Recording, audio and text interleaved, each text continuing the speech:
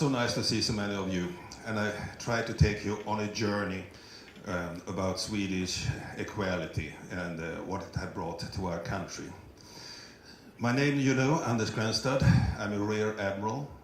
I have 19 years at sea. I've been hunting Russian submarines, or at least we thought it was Russians. We haven't found anybody yet.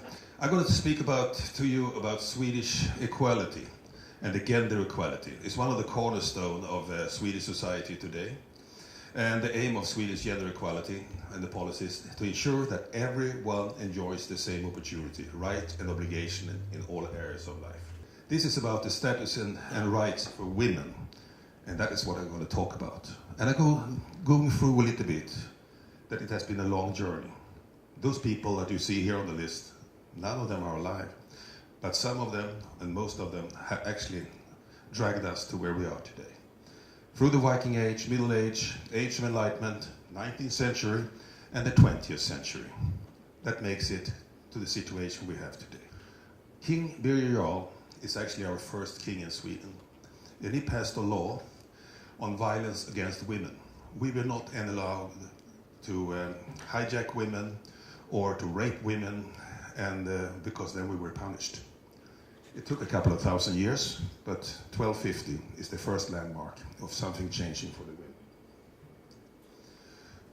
1845, equal inheritance rights for women, because before it was just the men that inherited anything. We were very late in our country of the right to vote for women. 21 to 65 is a long time until something happened, but it did happen a lot. During Second World War, most of Europe were destroyed. Sweden was one of the few countries who were able to get away with not having its country totally destroyed. And that meant that our industry still lived when Europe should be rebuilt. And back then we had about 5 or 6 million people. Today we are 10. We needed labor force. We needed the women to go out working. That's how the women started to go out to work. My own mother in the 50s became a chemical engineer and she started to work. Back then the families were all looking, why is she working? Can't the husband provide for her? There was no daycare. But more and more women started to come up and go to work.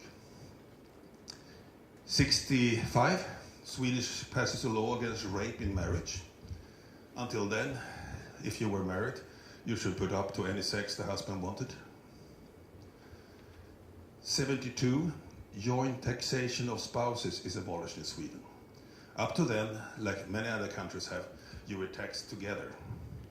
And that also changed the way women looked on her working life. 74, the mother stayed at home. She got paid to stay at home, but couldn't share anything with the father. Then it became parental leave, the world's first. Father and wife. 75, the new abortion law comes into force. Women own their own body. If they want to have an abortion until a couple of weeks into the pregnancy, they were allowed to have it. It was not any longer against the law. Somewhere between 72 and 74, homosexuality were no longer a disease that should be treated and should be abolished. You were allowed to show that you are gay. 98, the Act of Violence Against Women is introduced. Of course there was violence and the laws for this one, but it was especially pointed to the women and what kind of abuse. 99, the Act of Prohibiting the Purchase of Sexual Services comes in effect. In my country, I'm not allowed to pay for sexual services. I am not allowed to go to the whorehouse, not just for my wife, but according to the law. I can go to jail for that one. 2002, parental leave is increased to 480 days. Each parent has then 2 months of non-transferable benefits. That means that if I don't take my 2 months as a father, it goes back to the state. You didn't take it, I can't give it to the mother. 2005, a new legislation on sexual crimes further strengthens the absolute right of every individual to sexual integrity and self-determination. Here we're talking not just man and woman, we're talking about gay society, transsexual, homosexual, and bisexual, and also, what are they called, those who are dressing women's clothes? Transvestites. 11, stalking becomes an offense, which aims to further prevent male violence against women. And here you can see the computer age started coming, harassing young women, school pupils and so on. And we have a lot of people being convicted for that. And the last one here that I have on the board, parental leave is updated, granting each parent 3 months of non-transferable benefits. And this has all happened very quick. If you see, 21 was the first time women were allowed to vote. So the drive of this one, is it laws? Is it private business life, who needed more people in the factories and in offices? Or is it something else? And that we can discuss a little bit further on. I was really good at this one in the 80s when I met my wife. She gave birth to both our children. Good, huh? It was not me. And I didn't take out the 10 days I was allowed to do, because back then men didn't do it. And I really believe in this one right now. My daughter and her husband, they share custody. My son has been home for, 5 months or something like that, with a child, and it's now totally natural. The employer knows it, the people knows it, and I will come back to that one. So the Swedish approach to fairness, everyone, regardless of gender, regardless to what kind of sex that you want to have, has the right to work and support themselves, balance career and family life, and live without fear of abuse or violence. That is the major goal of this one. So gender equality is very strongly emphasized by a law, the Education Act, and states that the gender equality should reach and guide all levels of the Swedish educational system. So from when the children go to kindergarten or preschool or anything like that, up to the level that you are now in university, we are talking about this one, we are telling about this one, and getting it through all the school system. And it is for all girls and all boys. If we talk a little bit about the parental leave, the Swedish welfare system, we are one of the most taxed countries in the world, just as you know. But the welfare system takes care that you get 480 days when a child is born. 480 days. It's more than a year. And you are paid 80% of your salary up to a certain level. And I would say that about 60% of our people, they are earning this money, so they get 80% of their salary. You can have 90 days more, and I play with a flat rate, and that is about $18 a day. If you have twins, you will get double the time. And unemployed, if you're unemployed, you will also be paid for staying home with your child. My wife gives birth to a child, I get 10 days immediately. If she doesn't want to, she wants to leave the hospital, well, her days are gone. That's what happened to me. They gave birth, and I had to go out in the Navy, or I thought I had to go out in the Navy. Those they just disappear. If you are adopting a child, you get this one as well. And if you're a single parent, you get all the 480 days. And these 90 days, it's to see to that the father also connects with the child. And what is it good with having a father home with a child? Well, the child gets a much better relationship with the dad, and women are available to the working market. Equality grows at home, but also at the workplace, because you know what the wife is doing, so you know what other women at this place are doing. And child can tell dad when they have a problem. A couple of years ago, when they had a poll, who do you ask when you're a young child, who do you ask if you have a problem? 95% said the mother. And then it was the brother, or who else? And then it came to number 4, and that was, I don't tell anybody. Number 5th place, I tell dad. That is going up now, because the dads know their responsibility. they are two parents and they are parenting together. Well, Sweden has come a long way in making sure that women and men are treated equally, but we still have the problem with the pay differences. And top positions of women in the Swedish private sector are still very low in figures. Even if we think that we are so good at this, we have so long way to go. But women and men at work, there are two main sections of the Discrimination Act with gender equality.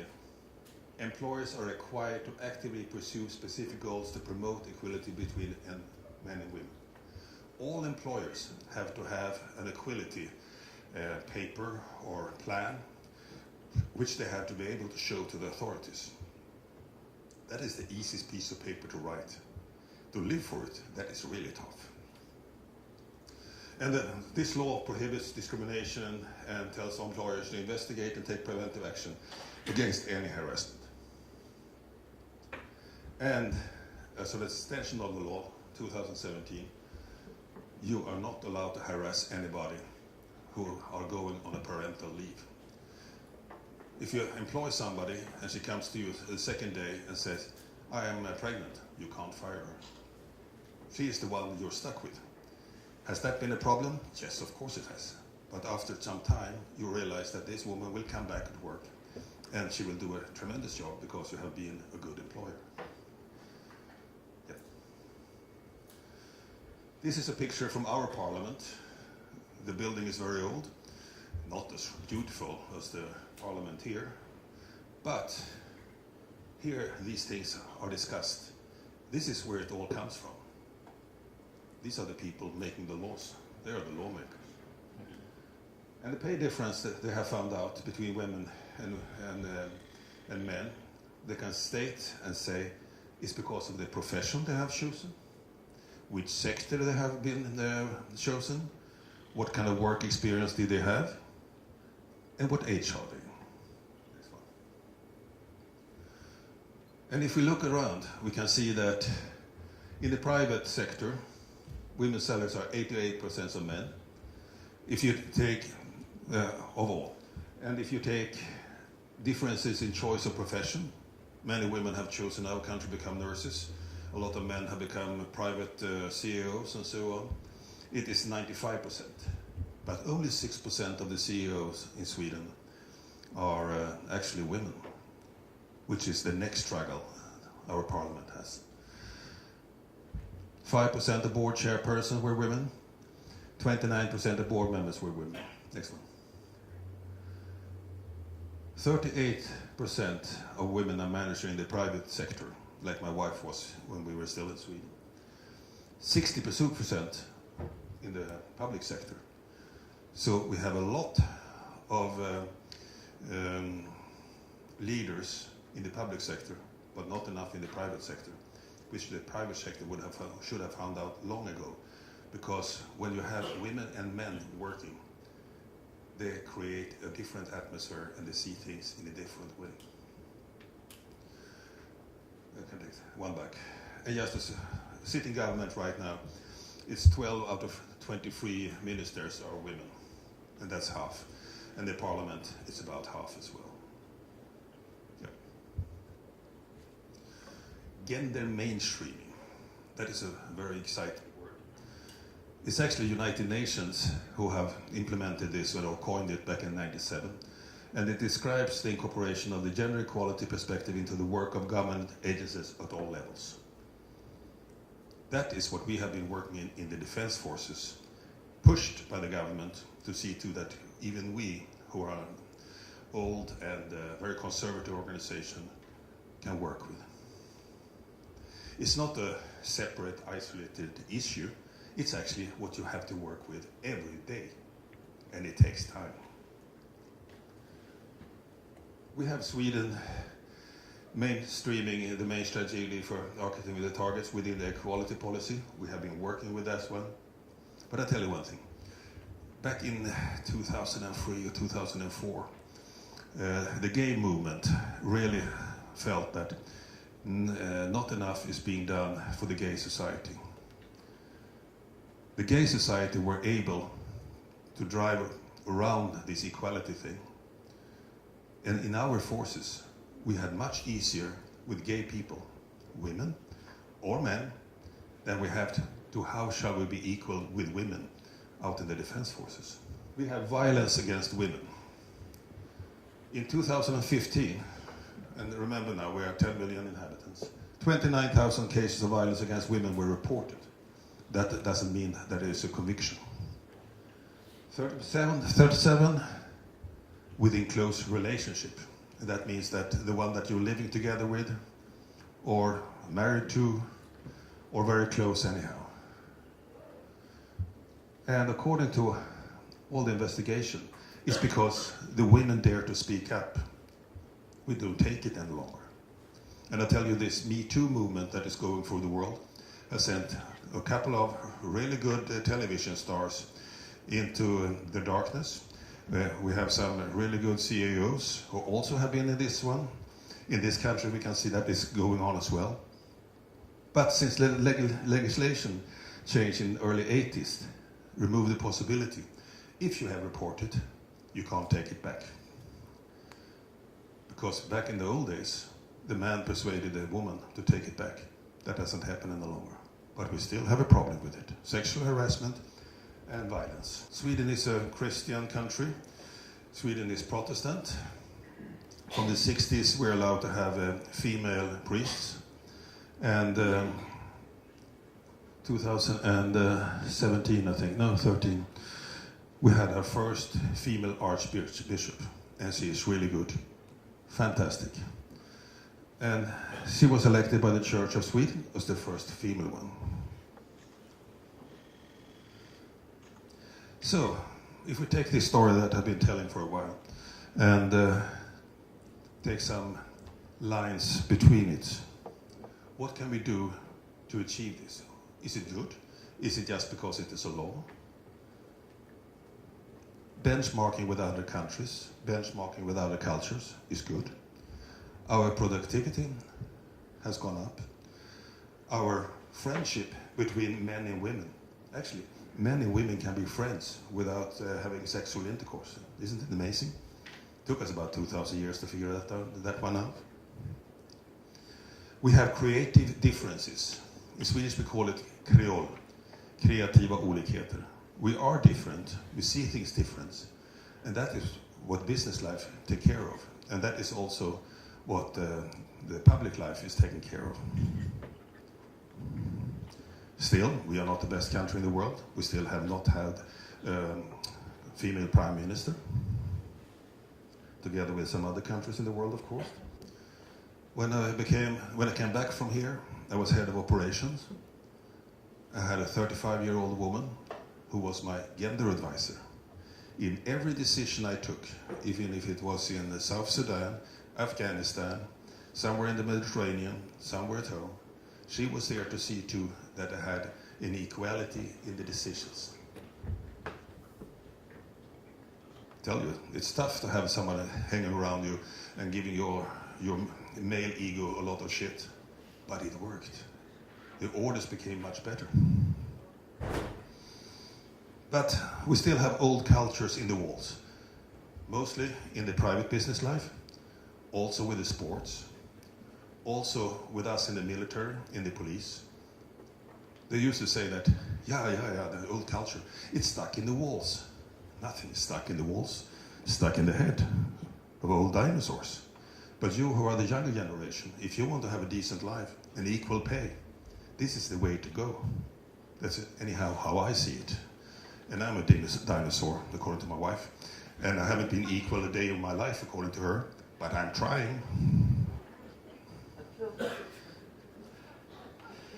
Today, back home in our country, it's not strange to have a female boss. And we have female party leaders, and they're just as sharp as men.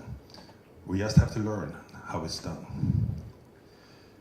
So, now I've been talking for quite some time about the good things of equality. And parental leave, 480 days. Sweden, together with other Nordic countries, are one of the highest taxed countries in the world. The strange thing is that according to all the polls, we're also the happiest citizens in the world. Can you get that one together? No, and it still works. Thank you so much.